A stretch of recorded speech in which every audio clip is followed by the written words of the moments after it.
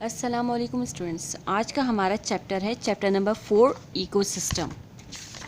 ठीक है, अब इकोसिस्टम की well explanation has been given in your portal में गिवन है। आप अच्छे से ये लेसन करने से पहले अच्छे से जो है एनिमेशन के साथ इकोसिस्टम चैप्टर नंबर 4 की आपकी साइंस बुक की एक्सप्लेनेशन एनिमेशन के साथ आपके पोर्टल में मौजूद है। इस लेसन को करने से पहले अच्छे से समझने के लिए वो पोर्टल ज़रूर देखिएगा। Now comes towards the page number 52, page number 54। ठीक है, इन पेज नंबर 54 में एक्सरसाइज इज़ गिवन। अब इसमें पहली में क्या है, चूज़ द करेक्ट आंसर। अब करेक्ट आंसर इसमें it means that 4 options are given and you have to choose one. और very first one is the natural home of an organisms. Organisms क्या होते हैं? लिविंग थिंग्स होते हैं। ठीक है, लिविंग थिंग्स कोई भी होता है उनको ऑर्गेनिजम्स कहा जाता है। अब ऑर्गेनिजम्स का जो नेचुरल होम है, जहाँ पर वो पैदा होता है, जहाँ पर वो उसके एनवायरनमेंट को अडॉप्ट करता है, चाहे वो सर्दी का हो, गर्मी का हो, डेजर्ट एरिया हो या कोई भी हो, एनवायरनमेंट को अडॉप्ट करता है। अब उसके होम को क्या कहा जाता है? Habitat, that is habitat. Now second one is deserts. Deserts क्या होते हैं? रेगिस्तान, जहाँ पर रेगिस्तान सिर्फ ज़मीन ही ज़मीन होती है। ठीक है, आर डोमिनेटेड बाय, वहाँ पर ज़्यादातर क्या होते हैं? टॉल ग्रासेस भी नहीं होती, ग्रीन प्लांट्स भी नहीं होते हैं। तो वहाँ पर क्या होता है? कैक्टाई। कैक्टाई एक प्लांट का नाम है। ठीक है, ठीक है। And third one is living things such as plants and animals make up the, जो लिविंग थिंग है उसमें प्लांट्स भी आते हैं और एनिमल्स भी आते हैं। ठीक है, वो पूरा हमारा क्या बनाते हैं? Environment. Fourth one is identify the habitat which receive the least amount of rainfall. जहाँ पर बहुत कम बारिश होती है वो एरिया कौन सा, वो जगह कौन सी है? Desert. Fifth one is pick out the incorrect pair. Incorrect pair को वो करें, मतलब करेक्ट मतलब क्या करें? कैमल और डेजर्ट, इसका तो है पेयर है। ठीक है, रेगिस्तान में ही कैमल होते हैं। Whole whale aquatic, lion grass में होता है, ग्रास लैंड में होता है। First one is frog ocean, that is the correct answer. You have to take mark its. ठीक है, 6, 7, 8, 9, 10 ये आपको खुद ही करना है by your self, but I am giving you help. ठीक है, 6 का क्या है? प्रोड्यूसर आर मेनली, प्रोड्यूसर्स क्या होते हैं? वो प्लांट्स होते हैं। कार्निवोरस वो होते हैं, वो एनिमल्स जो गोश्त खाते हैं। ओमनीवोरस वो जो प्लांट्स भी खाते हैं और गोश्त भी खाते हैं। और हर्बीवोरस वो जो सिर्फ वो एनिमल्स जो सिर्फ प्लांट्स खाते हों। ठीक है, अब आंसर इज़ प्लांट्स। 7th में क्या है? Identify the primary consumer among the following. इसमें से आप खुद ही तलाश करें प्राइमरी कंज्यूमर क्या है। ठीक है, ये सब कुछ करने से पहले जो है ना, आप लेसन्स को अच्छे तरीके से पढ़िए, रीड आउट करेंगे तो आपको अच्छे से एक्सप्लेनेशन समझ में भी आ जाएगी, पोर्टल के अलावा भी। ठीक है, अब 7, 8 है which of the following is a predator. Predator क्या, कौन से मतलब ये एनिमल्स गिवन है, इसमें प्रीडेटर क्या है? जो शिकार करते हैं। ठीक है, 9th में क्या है? Which of the following is not a parasite, नहीं है। अब 9th में क्या है? जो पैरासाइट नहीं है। पैरासाइट क्या होते हैं? वो ऑर्गेनिजम्स होते हैं जो दूसरों से अपना खाना लेता है, दूसरे लिविंग थिंग से अपना खाना हासिल करता है, दैट इज़ कॉल्ड पैरासाइट। ठीक है, अब टिक करें। 10 का क्या है? Honey bee and flower are examples of mutualism. ठीक है, you have to do this in your book। अब आप कॉपी में नोट डाउन नहीं करिएगा, या आपकी जो है अपने कंसेप्ट क्लियरेंस के लिए ये टॉपिक करना है आपको। Now second one is match the following terms. अब इसमें टर्मिनोलॉजीज गिवन है डेफिनेशन के साथ। ठीक है, अब आपको मैच करना है कि किस टर्मिनोलॉजी का ब्रीफली आंसर क्या है, डिस्क्रिप्शन क्या है। अब इसको मैच करना है। इकोसिस्टम का मैच क्या करेंगे? All the living and non living things are in environment. ठीक है, चाहे वो लिविंग थिंग हो नॉन लिविंग थिंग हो, वो एनवायरनमेंट माहौल बनाते हैं, और वो सारा सिस्टम क्या कहलाता है? इकोसिस्टम। ठीक है, अब डिकम्पोजर्स हैं। An organism that feeds on dead plants और एनिमल मैटर। डिकम्पोजर्स वो होते हैं जो डेड प्लांट को और इंसानों जानवरों जो है वो जब वो मर जाते हैं, इंसान हो के जानवर हों के प्लांट्स हो, जब वो मर जाते हैं तो उनको खाता कौन है? खाने वाले को क्या कहा जाता है? That is called decomposers. अब so on in page number 55 में क्या है? पेज नंबर 55 में इसी तरीके से है predator, prey, mutualism, parasitism, habitat. इन सब की जो है डेफिनेशंस आपको मिल जाएगी यहाँ पर इस पेज में, पेज नंबर 52 में यू विल फाइंड दैट। ठीक है, अब ये भी अब आपको खुद ही करना है कि किस तरीके से अब इसमें मार्किंग जो है आपको खुद ही करनी है, ठीक है। Now comes towards the recall questions in page number 55 में रिकॉल क्वेश्चंस हैं। Very first question is what is a habitat.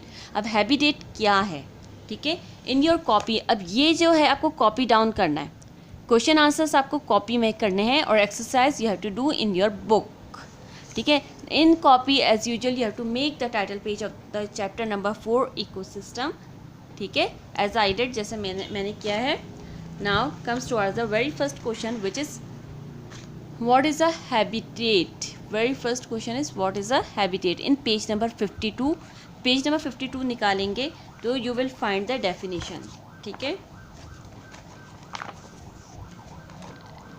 अब पेज नंबर 52 में habitat की definition देखिए, यहाँ पर लिखा हुआ है। हैबिटेट की हेडिंग डालिए, द नेचुरल होम और एनवायरनमेंट ऑफ एनिमल, प्लांट और अदर ऑर्गेनिजम्स। चाहे ऑर्गेनिजम्स है, प्लांट और एनिमल हो, उनका जो नेचुरल होम है, जो कुदरती होम है, ठीक है, जहाँ वो पैदा होते हैं, दैट इज़ कॉल्ड हैबिटेट, ठीक है। This is the only one line answer, you have to make the heading. Answer लिखने से पहले आपको हेडिंग ज़रूर डालिएगा, ठीक है, in page number 52, that is the answer of question number 1. Now comes towards the question number 2 which is distinguish between a terrestrial and an aquatic habitat, ठीक है। इन पेज नंबर 55 में क्वेश्चन नंबर 2 क्या है, distinguish. अब ये देखिए सवाल क्या है कि टेरेस्ट्रियल हैबिटेट क्या है और एक्वेटिक हैबिटेट क्या है, ठीक है। एक्वेटिक एनिमल्स अलग होते हैं जो पानी में रहते हैं, टेरेस्ट्रियल जो ज़मीन पर रहते हैं वो एनिमल्स अलग होते हैं। अब हम लोगों से कहा जाए कि हम पानी में जाकर रहें, so it can't be happen, ठीक है, बिकॉज वी आर टेरेस्ट्रियल, ठीक है। अब एक्वेटिक पानी में रहने वाले जो है जानवर भी अलग होते हैं, पानी में रहने वाले प्लांट्स भी अलग होते हैं, ठीक है। वो उनके लिए अल्लाह ताला ने पानी के लिए पैदा किया है, तो उनकी हैबिटेट पानी है। जो डेजर्ट्स में रहते हैं उनके लिए जानवर, प्लांट्स, वो अल्लाह ताला ने उसके लिए पैदा किया है, तो अल्लाह ताला, तो वो लोग डेजर्ट्स में रहते हैं। नाउ क्वेश्चन नंबर 2 है डिस्टिंग्विश। आप देखिए कि टेरेस्ट्रियल और एक्वेटिक हैबिटेट क्या है, ठीक है। इन पेज नंबर 46 एंड 47 में, 46 और 47 में यू विल फाइंड दैट 46 में क्या है, aquatic. In page number 46 in the last paragraph you will find that aquatic का क्या, एक्वेटिक की जो है हेडिंग ज़रूर डालिए, एक्वेटिक की हेडिंग डालिए। इसमें क्या लिखा है, aquatic systems are found in water. अब जो एक्वेटिक एक्विसिस्टम्स है वो कहाँ पर पाए जाते हैं, पानी के अंदर पाए जाते हैं।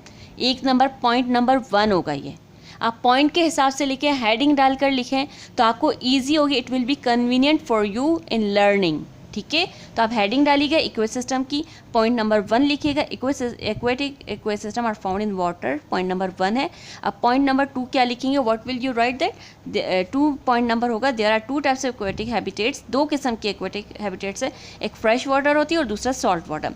अब समंदर भी 2 किस्म के होते हैं ना, मतलब पानी, एक पॉन्ड होते हैं, लेक्स होते हैं, स्ट्रीम्स होते हैं, एक सीज होते हैं और ओशन जो बहुत गहरे समंदर होते हैं, बहुत ज़्यादा गहरे होते हैं, दैट इज़ कॉल्ड ओशन। सी इतना ज़्यादा गहरा नहीं होता। और पॉन्ड्स, लेक्स, झील और स्ट्रीम्स, नदियाँ, झील और ये सब ज़्यादा इतने गहरे नहीं होते, ठीक है। So they are divided into 2, that is fresh water and salt water. This is the point number 2, ठीक है। अब ये तो हो गई एक्वेटिक की बात। अब कोई 2 थे ना, अब सेकंड है 47 पेज नंबर में टेरेस्ट्रियल। टेरेस्ट्रियल की हेडिंग डालिएगा, टेरेस्ट्रियल हैबिटेट की हेडिंग डालें। अब पॉइंट नंबर 1 लिखिएगा, terrestrial animals live in land, वो ज़मीन पर रहते हैं, फॉर मोस्ट ऑफ ऑल और देयर लाइफ स्पैन, पूरी ज़िंदगी हम ज़मीन पर, जैसे हम लोग ज़मीन पर हैं तो हम कभी भी पानी में जाकर नहीं रहेंगे, पूरी ज़िंदगी अपनी लाइफ स्पैन ज़मीन पर ही करेंगे। पॉइंट नंबर 1 होगा ये, ठीक है। और पॉइंट नंबर 2 क्या होगा, इसका हेडिंग ज़रूर डालिए, उसमें एक्वेटिक डालिएगा, इसमें टेरेस्ट्रियल। पॉइंट नंबर 2 क्या होगा, there are two point number है, there are 2 types of terrestrial habitat, एक डेजर्ट एंड रेन फॉरेस्ट, ठीक है। अब यहाँ पर लिखा हुआ है डेजर्ट। अब टेरेस्ट्रियल के भी 2 टाइप्स होते हैं, there are 2 types of terrestrial habitat, first one is desert, रेगिस्तान, और दूसरा रेन फॉरेस्ट, ठीक है। अब ये तो आंसर हो गया एक्वेटिक और टेरेस्ट्रियल का। Now comes towards the question number 3। अब क्वेश्चन नंबर 3 अब देखें ये क्या लिखा हुआ इसमें, what do you understand by the term abiotic components. अब एबायोटिक कंपोनेंट्स में क्या आते हैं, क्या मतलब आप समझते हैं। अब पेज नंबर 42,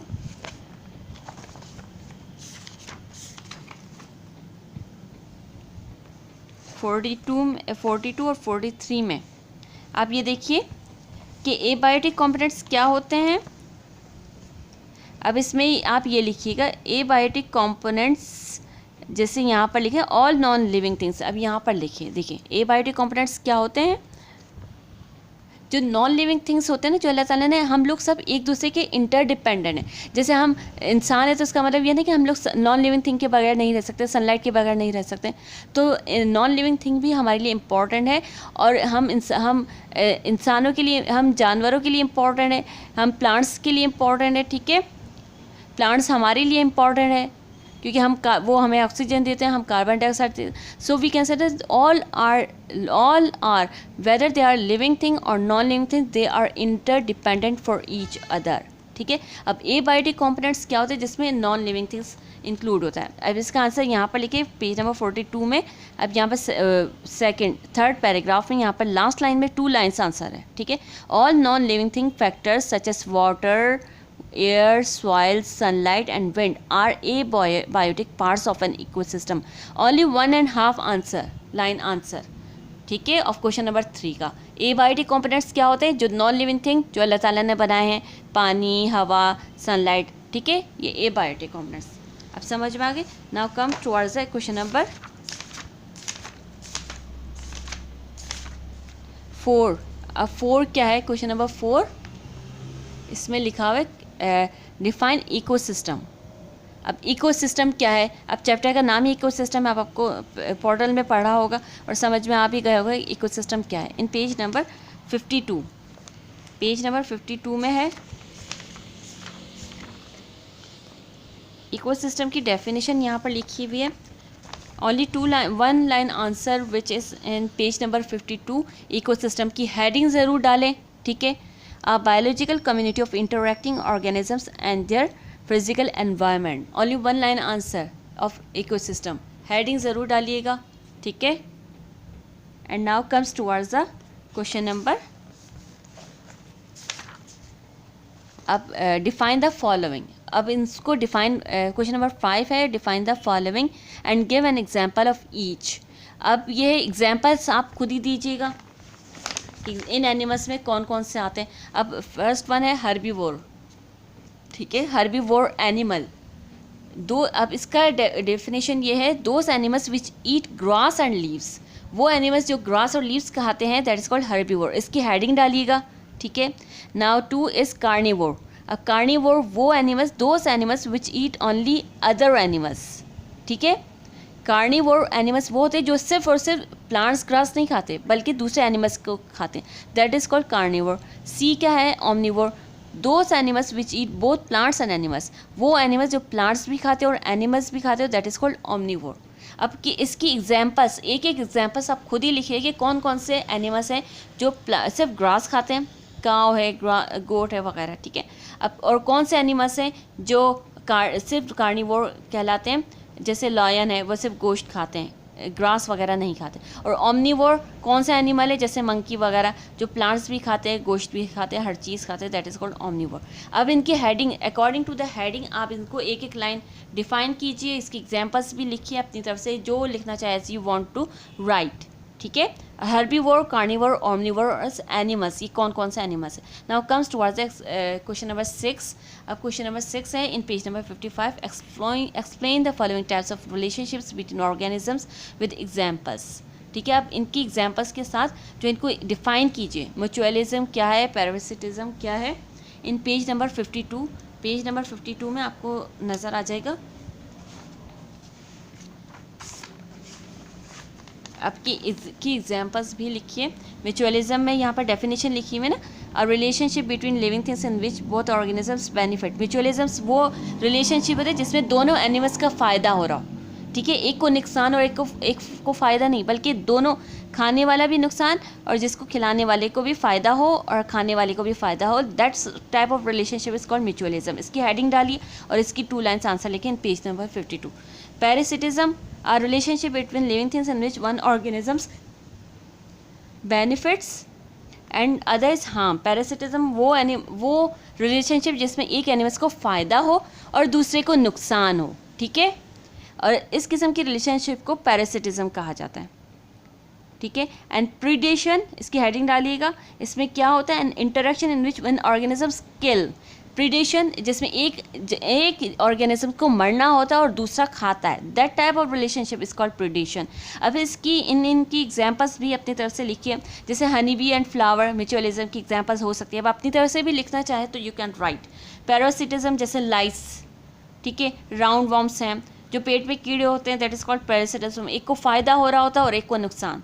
एंड प्रीडेशन जैसे लायन है, एक वो दूसरे जानवर को मारता है और दूसरे को एक को फ़ायदा हो रहा हो, ठीक है। अब ये हेडिंग्स वाइज लिखिएगा।